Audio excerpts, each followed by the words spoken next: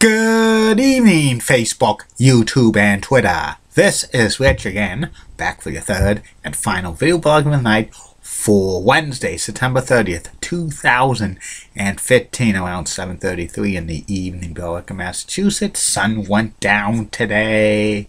Well, it wasn't sunny that much. It was a lot of rain, but there was some sunny breaks. We won't be seeing the sun too much the next several days because of a lot of rain and stuff, and that tropical storm, hurricane Joaquin and stuff. It's heading for a beeline to the Carolina coast, but New England will feel the effects of it with leftover rain Sunday or Monday. Some news to report: the Toronto Blue Jays have clinched their first AL East title since 1993, 22 years ago, and Pittsburgh Pirates are staying alive in the National League Central title and stuff, but it's a long shot that they're going to win the NL Central title and stuff. They're more likely going to be, playing that in that wild card game for the third year in a row.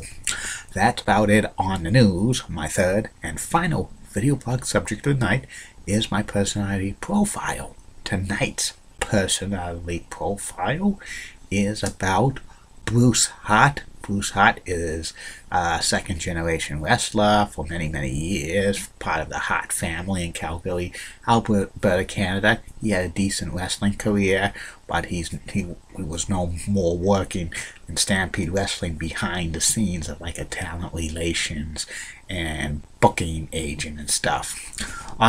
Bruce was born in Calgary, Alberta, Canada. He's the father of, his father was Stu Hart and stuff. And he comes from one of the 12 siblings. So he had 7 other brothers and 4 sisters and stuff. And Bruce started his wrestling career in 1972. He wrestled mainly for Stampede Wrestling during his career. He always teamed with his brothers and stuff, Keith and Brad, and eventually Owen and stuff. And he won like the Stampede tag team titles many times. He didn't have too much success in singles titles. He also wrestled with his brother Keith and Kauai, winning the Polynesian Pro Wrestling championship, tag team championships a couple of times. Also wrestled with Puerto Rico, WWC team, had won a couple of tag team titles with Bret Hart, his brother, the Hitman. In 1977, Bruce wrestled in England for most of the year, and he discovered the Dynamite Kid and Davey Boy Smith, the British Bulldogs and stuff, and then he brought both of them from England to Stampede Wrestling and stuff. Around 1979, Bruce mainly was working, backstage in some Stampede Wrestling and stuff as a talent relations director, kind of the role that Triple H has now in the WWE talent. And also he was on the booking committee for Stampede Wrestling, and Stampede Wrestling had some exciting action and stuff, a lot of hardcore stuff and others. In 1984, Stu Hart, his father, sold Stampede Wrestling to the WWE, and they were promised to get 10% of the profits from the Stampede territory when the WWE ran and stuff. He also named Stu local promoter and stuff in that area, and also they offered Bruce a job as a wrestler, but he declined it because he was actually going for his teaching degree and stuff, and he wanted to be a teacher and stuff. And Stampede Wrestling closed down for a year, but it reopened because Bruce was helping out a rival promoter, and he was not supposed to. It got word back from the WWE. They reneged on that promise to pay Stu Hart and stuff. It was open to reactivate Stampede Wrestling, and he did.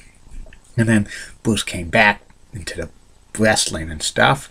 Mainly, he also was working as booker for Stampede Wrestling. He brought in a lot of Japanese wrestlers and stuff, and he also had his brother Owen wrestled and revived Stampede Wrestling. They had Bad News Allen, who was Bad News Brown in the WWE. They had Moccasin, who was like he became Bastion Booger and Norman the Lunatic. And Bruce teamed up with Brian Pillman. They were called Bad Company, and they won the Stampede Tag Team Championships a few times and stuff. And Stampede kind of had, like, you know, some success, but like in 1989 it closed down and stuff, and it ended right then and there. A couple of times Bruce tried to go into the WWE, but he was, you know, turned down and stuff. Then he became a full-time teacher in Calgary and stuff.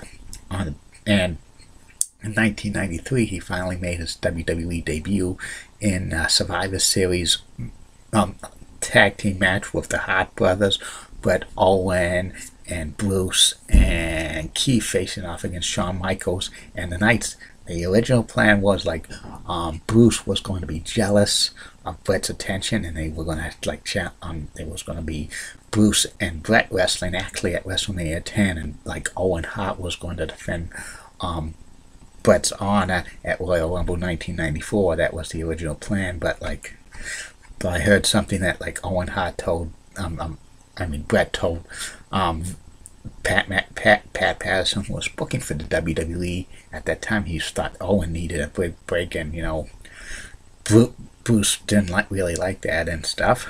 So he didn't come back to wrestle and stuff, but he appeared a few times in the WWE, like in 1994 for SummerSlam and like 1997 for Over the Edge and stuff.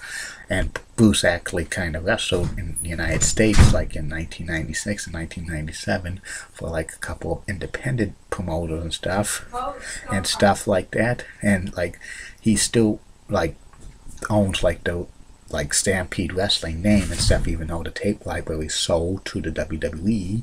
He trained wrestlers and stuff in Calgary and stuff, and he also still is part of the Board of Education in Calgary, Alberta, Canada and stuff.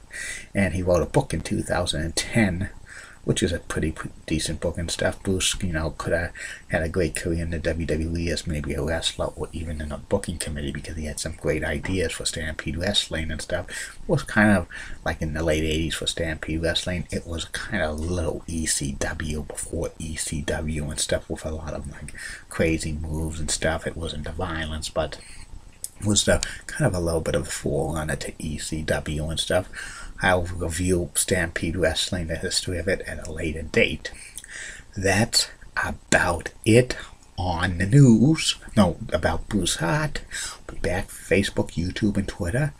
You're going to get 3 more video blogs. The first video blog tomorrow will be about the top 10 classic television series that never go out of style, in my opinion, no matter how long it's been off the air, or there's one of them that is still on the air that I won't tell you which one, that never will go out of style and stuff. The second video blog will be about the MBTA Red Line. And the third and final video blog of the night will be the personalized profile. It will be about Bruins captain Zdeno Chara. It's only 8 more days to Bruins season. Lots of great stuff in October coming on these video blogs. It'll be awesome, baby. And get ready for the 2015-2016 NBA preview vlog, which is going to be amazing. It's going to be about a week before the NBA season and stuff like that. So it's going to be great.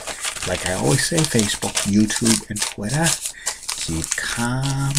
And I'm a Julie Brennan guy. Julie brought the new 6 Orlando, Florida rocks, and she's one of my favorites. She's absolutely my favorite television personality. Molly Roseblood is so stunning and has nice legs. Elizabeth Hart rocks. Amy Swansea rocks. Heidi Pratt has the nicest legs in the world. And in the words of Dr. Thomas Shockey, former principal of BMHS, this action will not be tolerated at BMHS. Bye now. See you tomorrow.